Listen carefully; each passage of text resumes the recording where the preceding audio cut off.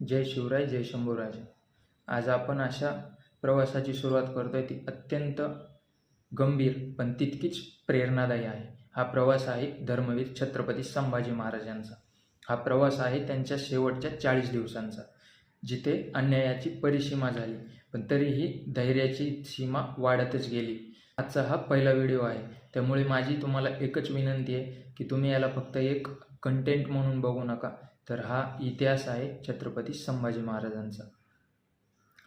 लोकांना असं वाटतं की संभाजी महाराज फक्त शिवाजी महाराजांचे पुत्र होते, पण नाही. ते एक महान योद्धा होते, ते एक महान विद्वान होते, ते शूरवीर होते, पण सगळ्यात महत्त्वाचं म्हणजे ते स्वराज्याची ढाल होते.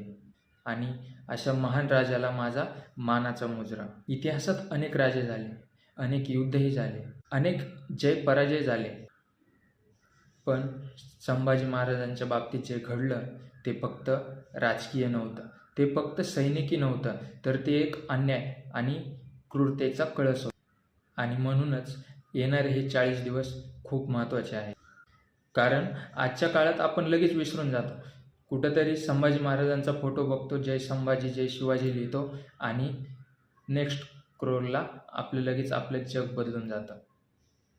पण संभाजी महाराज समजून घ्यायचे असतील तर फक्त एवढं पुरेसं नाही, तर त्यांची जिद्द, त्यांचा स्वाभिमान आणि त्यांच्या वेदना ह्या प्रत्येक गोष्टी समजून घेतल्या तरच आपण छत्रपती संभाजी महाराजांना समजून संभाजी महाराजांचा अंत म्हणजे शेवट नव्हता, तर ती एक ठिणगी, अशी ठिणगी त्याच्यामुळं मराठ्यांचा ज्वालामुखी उफाळून निघाला. माझी तुम्हाला एवढीच विनंती आहे की मी संभाजी महाराजांचा इतिहास तुमच्यापर्यंत पोहोचण्याचा प्रयत्न करतोय, तर तुम्ही व्हिडिओला प्रत्येक घरात पोहोचवण्याचा प्रयत्न करा, शेअर करा.